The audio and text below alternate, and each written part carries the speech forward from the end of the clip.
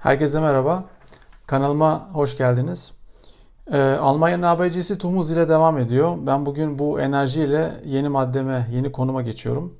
Bugünkü konumuz H harfinde. H harfinde maddemiz hava. Muhtemelen ilk kez bu kadar komik, ilk kez bu kadar makara bir video olacak diye düşünüyorum. Bu şekilde enteresan bir çeşni olacak bence kanal için. Yanlış bilinen birçok konuya parmak basacağım bu videoda. Yanlış bilinenlere geçmeden önce temel iki cümle söylemek istiyorum. Birçok cümle bu videoda genellemeleri sevmememe rağmen bazı genellemeler içerecek. O genellemelerin içerisine her seferinde çoğunlukla ve genelde zarflarını katmak istemiyorum. Siz bunu kendi kafanızdan katın. Şimdi yanlış bilinenlere yavaş yavaş giriş yapıyorum. Birinci madde, Almanya'da hava soğuktur. Türkiye'de hava sıcaktır. Bunun sebebi şu, Türkler Almanya'daki havayı bilmezler. Almanlar da Türkiye'deki havayı bilmezler. Bunun sebebi nedir? Şudur. Türkler Almanya'yı sadece genelde artık katmıyorum ben. Türkler Almanya'yı genelde katmış oldum. Kasım, Aralık, Ocak aylarını ziyaret ederler. Neden? Çünkü bu aylarda genelde fuar olur. Türkler Almanya'yı genelde fuar aylarında ziyaret ederler. Fuarların çoğunluğu da soğuk aylarda yapılır Almanya'da. Sıcak aylarda fuar yoğunluğu Almanya'da azalır. Peki Almanlar Türkiye'yi ne zaman ziyaret ederler? Ekseriyetle yaz aylarında ziyaret ederler. Ve ziyaret ettiklerinde genelde hangi şehri ziyaret ederler? Antalya'yı ziyaret ederler. Hem de kısmen cehennem sıcağında. Dolayısıyla yaptığımız kıyaslar kış aylarında ziyaret edilen bir Almanya ve cehennem sıcağında ziyaret edilen bir Türkiye, Antalya. Tabii bu şekilde kıyas yaptığınız zaman iki ülkenin hava durumunu, iklim zonlarını kıyaslama şansınız tabii ki yok. Şimdi ben size kısaca Avrupa'daki iklim zonlarından bahsedeceğim ve oradaki yanlış bilinen birçok şeyi de düzeltme imkanı bulacağız bu şekilde. Şimdi öncelikle şu globusu alıyorum. Bu elimizdeki globus. Şöyle göstermeye çalışayım. Biraz ışık parlıyor ama sanırım Avrupa kıtasını bir şekilde burada ayırt edebiliriz. Avrupa kıtası, Orta Avrupa, Türkiye'yi görüyorsunuz. Şimdi buraya baktığınız zaman genel bilgi nedir?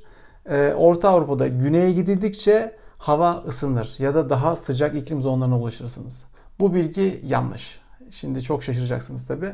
Bunun yanlış olmasının sebebi Avrupa'da iklim zonları yatay gitmez. Avrupa'da iklim zonları köşegen yapar. Tabii ki tam 45 derece köşegen değil ama bir köşegen yapar. Dolayısıyla Türkiye'ye tekabül eden ve özellikle birçok kişi İstanbul'dan geliyor. Ben İstanbul'u örnek vereyim.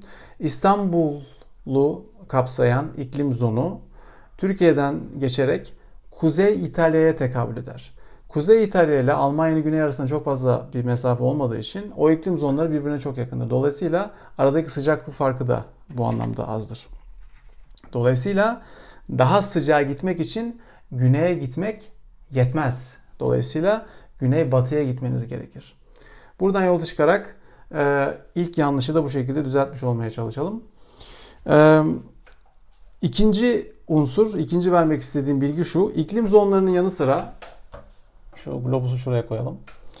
İklim zonlarının yanı sıra bir dağlık ve ovalık konusu var. Yani bir ülkenin ortalama rakımı.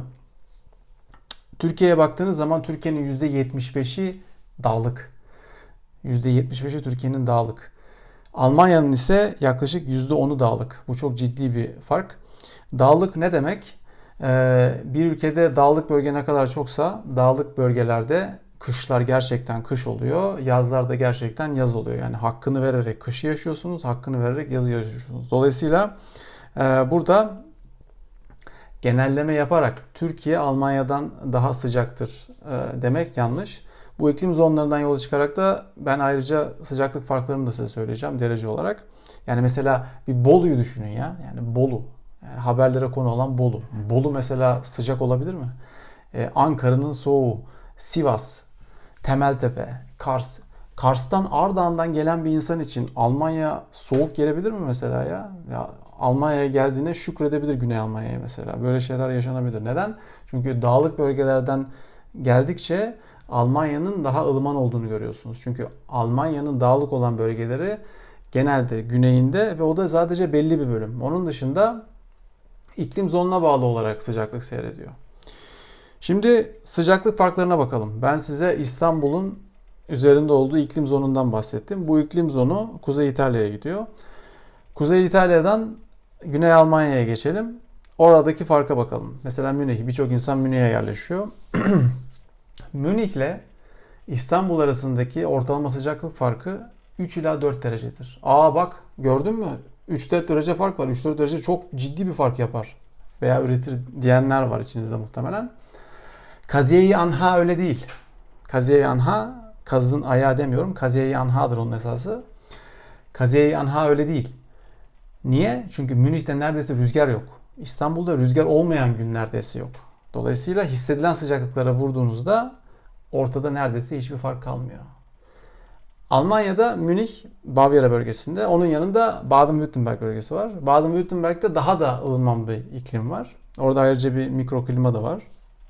Ama o mikroklimayı hesaba katmasanız bile yatay gitmeyen, hafif köşegen yapan iklim zonundan dolayı Baden-Württemberg daha da ılıman bir zona tekabül ediyor. Dolayısıyla Almanya'nın güneyiyle birçok insanın geldiği Türkiye'nin kuzeyi, özellikle İstanbul'u kıyaslayalım. Sıcaklığı yaklaşık olarak aynı. Hatta hissedilen sıcaklıklar bazen Türkiye'de daha da düşük olabiliyor. Hatta dağlık yerlerden geliyorsanız Türkiye'de muhtemelen daha soğuk ortamlara rastlayabilirsiniz. Yıl ortalaması için konuşuyorum. Almanya'nın tabii bölgelerini kendi içerisinde kıyaslama imkanı da veriyor bize bu. Almanya'nın bölgelerini kıyasladığımız zaman Güney Almanya, Orta Almanya ve Kuzey Almanya. Orta Almanya'ya geçtiğiniz zaman tabii iş artık değişmeye başlıyor. Çünkü orada artık sıcaklık farkı İstanbul'la kıyasladığınızda artık 5-6 derecelere çıkıyor. Kuzey Almanya'ya geçtiğinizde, en kuzeye geçtiğinizde orada sıcaklık farkı daha da yükseliyor. 6, 7, 8 derecelere çıkıyor. Bir de üstüne üstlük tabii, bunu da unutmamak lazım. Kuzey Almanya'da özellikle deniz kenarındaki bölgelerde orada rüzgar da devreye giriyor. Yani hem sıcaklık farkı var hem de üzerine üstlük orada bir rüzgar faktörü devreye girdiği için oralar gerçekten İstanbul'la kıyaslandığında daha soğuk. Yani orada hissediyorsunuz. Ben bir süre Flensburg'da da kaldım. İstanbul'la Flensburg'u çok iyi kıyaslama imkanım oldu.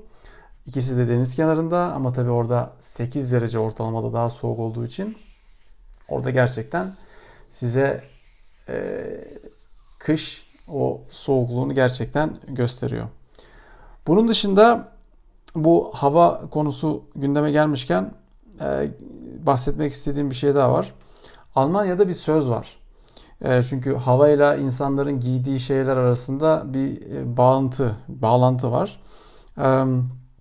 Almanya'da insanlar havaya göre gerçekten giyinme konusunda uzmanlaşmışlardır. Bunu aklımızdan çıkarmayalım. Birçok insan geldikten sonra giyinme konusunda bence çok daha bilinçleniyor. İnsanların nasıl giyindiğini gördükten sonra. Söz şu: soğuk hava yoktur, yanlış giyinme vardır diye bir söz var Almanya'da. Bunun söylenmesinin sebebi şu: yani düzgün bir şekilde giyindiğiniz zaman herhangi bir şekilde soğuk hava yoktur. Siz kendinizi zaten o havaya göre giydirmişsinizdir. Dolayısıyla kendinizi iyi hissedersiniz denir. Bu önemli bir şey. Giyinme ile ilgili 2 tane daha örnek vereceğim. Sonra videoyu kapatmak istiyorum. Soğan gibi giyinme diye bir deyim var Almanca'da.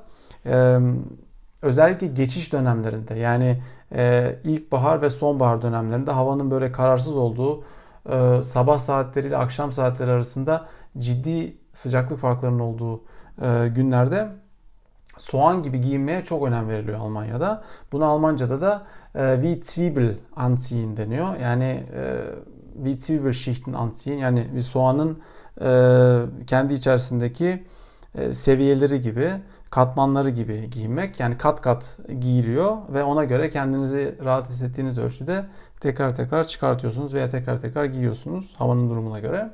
Bir de benim çok dikkatimi çeken bir şey var. Özellikle erkekler için söylüyorum. Kadınların kendi içerisinde tespit ettiği başka konular da olabilir. Özellikle ilkbahar döneminde benim dikkatimi çeken bir şey bu. Hava 18 derece oldu. Yani meteoroloji 18 dereceyi verdiğinde erkeklerde bir kısa kolluya hemen geçiş oluyor. Yani bir sonraki gün iş yerine gittiğinizde ağırlıkla eğer beyaz yakanın çalıştığı bir yerdeyseniz ve gömlek giyiliyorsa yani 18 derecede sanki bir genel emir verilmiş gibi böyle bir kısa kolluya geçiş oluyor. Bu benim çok dikkatimi çekti. Bu hava maddesiyle birlikte enteresan bilgileri toparladığımı düşünüyorum. Umarım ilginizi çeker. İnşallah en yakın zamanda 400 aboneye de yaklaşırız ve o 400 abone hedefimizi de gerçekleştirmiş oluruz. İlginize çok çok teşekkür ediyorum. Abone olmayı sakın unutmayın. Bir sonraki videomda görüşmek üzere. Kendinize çok iyi bakın.